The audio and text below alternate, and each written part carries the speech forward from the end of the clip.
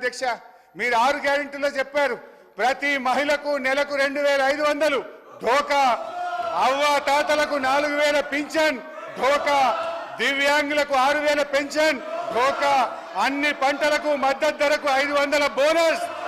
కళ్యాణ లక్ష్మి వెంట తులం బంగారం, ప్రతిరోజు సీఎం ప్రజా దర్బార్, ప్రభుత్వంలో ఆర్టీసీ విలీనం, నిరుద్యోగ భృతి 4000, ఉద్యోగ ఉపాధ్యాయులకు 4 డిఏలు పిఆర్సీ, మొదటి ఏడాది 2 లక్షల ఉద్యోగాలు,